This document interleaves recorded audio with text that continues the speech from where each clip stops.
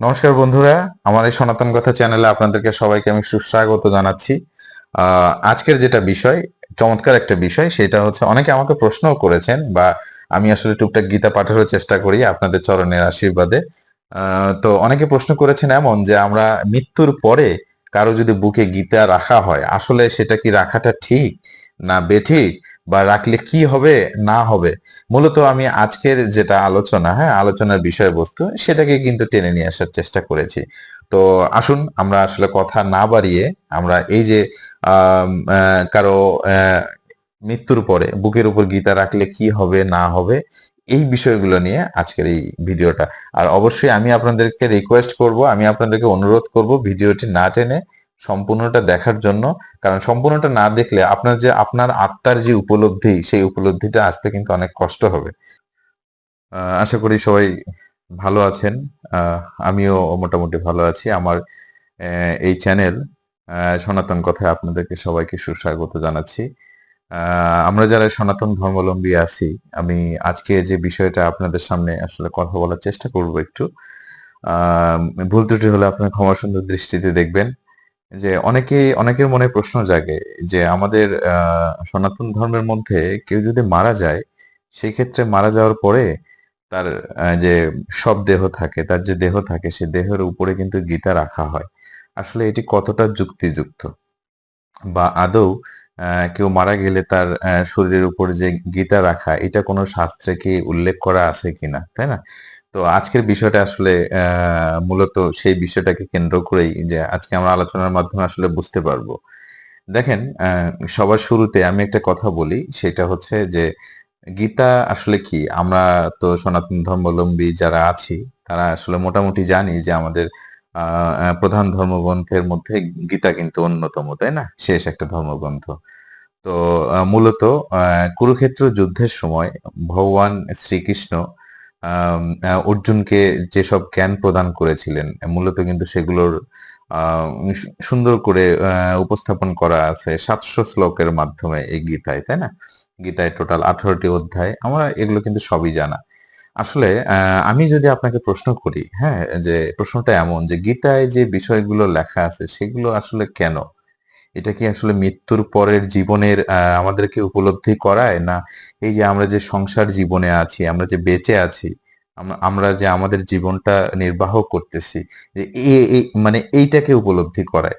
তখন দেখেন খুব সহজেই কিন্তু আপনার উত্তরটা আসবে এমন যে না, যে আমরা বেঁচে থাকাকালীন আমাদের জীবন কিভাবে চলবে, অর্থাৎ সমগ্র মানব সমাজ কিভাবে চলবে, কিভাবে কি করবে, ইচ অ্যান্ড এভরিথিং কিন্তু আসলে এখানে কিন্তু উল্লেখ করা আছে, তাই না? বিষয়টা কিন্তু এরকম।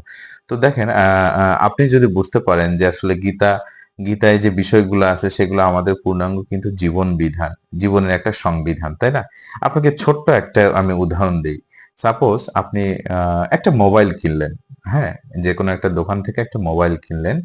আম প্রত্যেকটা ইলেকট্রনিক ডিভাইস গুলো যে থাকে, এর সাথে কিন্তু একটা ম্যানুয়াল দেয়া থাকে। এই ম্যানুয়ালটা কেন? এই ম্যানুয়ালটা কিন্তু আপনি ওই ডিভাইসটা কিভাবে চালাবেন, মূলত কিন্তু সে কারণেই, তাই না? কিন্তু ডিভাইসটা যদি নষ্ট হয়ে যায়, একবারে শেষ হয়ে যায়, তখন কিন্তু মানে ওইটার যদি আর রিকভার করার পসিবিলিটি নাই থাকে, তখন কি ম্যানুয়ালটা কোনো কাজে আসবে? জেনারেলি কিন্তু আমাদের উত্তর হবে যে না, ওই ম্যানুয়াল দিয়ে তখন আর কিন্তু কোনো কাজ হবে না। তো মানব সমাজ দেখেন, আমরা যদি ঠিক সেভাবে চিন্তা করি যে আমাদের যিনি ঈশ্বর আছেন, হ্যাঁ? ভগবান শ্রীকৃষ্ণের কথা বলি, তার মুখনিসৃত বাণীর কথা বলি। তো দেখেন আমরা হচ্ছি আ মানব সমাজ। আর এই যে আমাদের গীতাটা আছে সেটা কিন্তু আমাদেরকে চালানোর জন্য। সেটা কোন সময়ে? জীবিত অবস্থায়, তাই না? আ তো জীবিত অবস্থায় চালানোর জন্য আমরা যখন কোনো কাজ করি, আমরা সে কাজটা কিভাবে করব?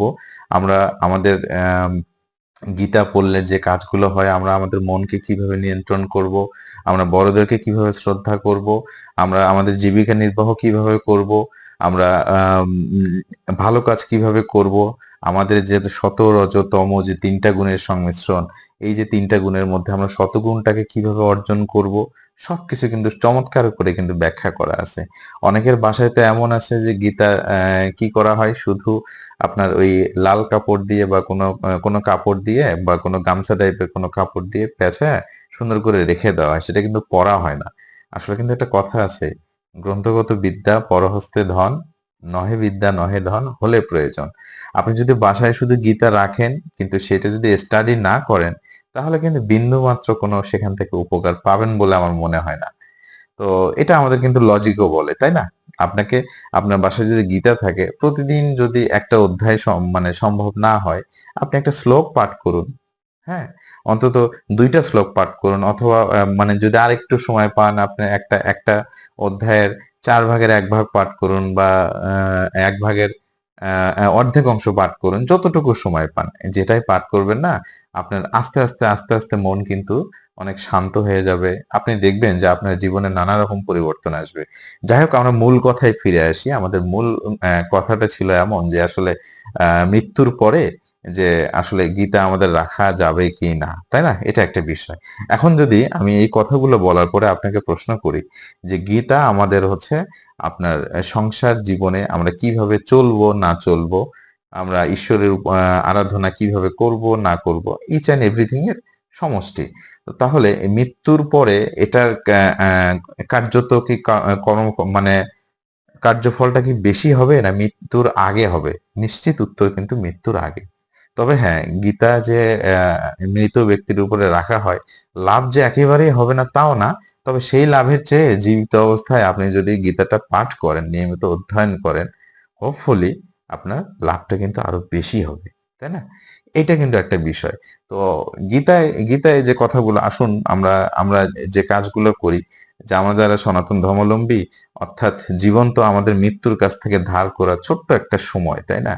উম ভগবান আমাদেরকে এই পৃথিবীতে পাঠাইয়াছেন। আমরা জানি যে আমাদের আ আত্মা হচ্ছে ২ রকমের। একটা জীবাত্মা, একটা হচ্ছে পরমাত্মা, তাই না? তো এই যে আমরা যেন পরমাত্মার সাথে লীন হয়ে যেতে পারি, সেই উদ্দেশ্যই কিন্তু এই গীতা। এই গীতা কিন্তু পূর্ণাঙ্গ জীবন বিধানটা কিন্তু এই কারণেই হয়েছে। তো আমার যেটা সারসংক্ষেপের উত্তর সেটা হচ্ছে যে আমরা আ যদি আপনার ওই আ মৃত্যুর পরে যে আমরা যদি গীতা রাখি, সেটাতে যতটুকুই লাভ হোক না কেন, আমরা যদি আ আপনার হচ্ছে মৃত্যুর আ আগে যদি নিয়মিত পাঠ করতে পারি, তাহলে কিন্তু আপনি অনেক কিছু এখান থেকে পাবেন, এবং আ হোপফুলি ভগবানের সান্নিধ্যে আসতে পারবেন। তো সবাই ভালো থাকবেন।